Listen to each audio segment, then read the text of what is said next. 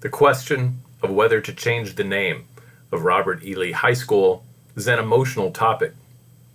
People who graduated from Lee 25 or 50 years ago and cherish their memories have an emotional and nostalgic attachment to the name of their high school.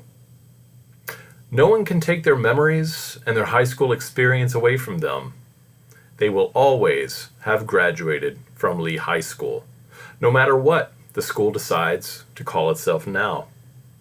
And hopefully, those former students will be magnanimous enough to respect the intelligence and the thinking of today's students.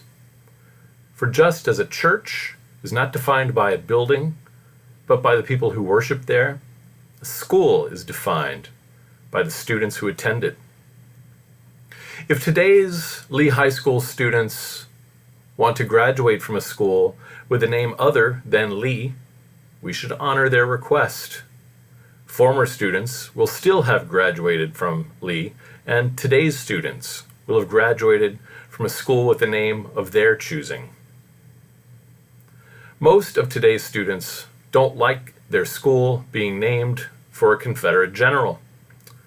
In his 1861 Cornerstone speech, Alexander Stephens, Vice President of the Confederate States of America, said, "The Confederacy's foundations are laid. Its cornerstone rests upon the great truth that the Negro is not equal to the white man, and that slavery's subordination to the superior race is his natural and normal condition."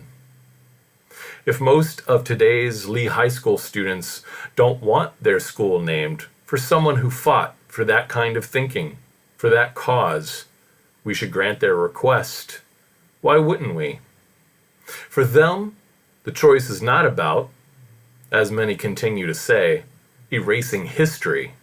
Instead, it is about paying attention to history.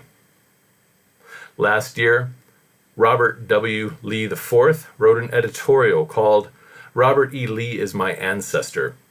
Take down his statue and let his cause be lost." In it, he wrote, "Many of my fellow Southerners are afraid that if we remove Confederate monuments, we will forget the legacy of Lee and our Southern heritage. If we are honest with ourselves, many of those fears are anxiety about a shifting way of life, a loss of a certain understanding."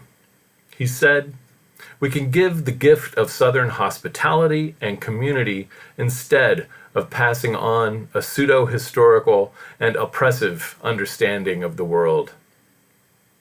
If today's Lee High School students are paying attention to history and have decided they don't want their school named for a Confederate general, why would we not listen to them? It is their school. We should be proud of them.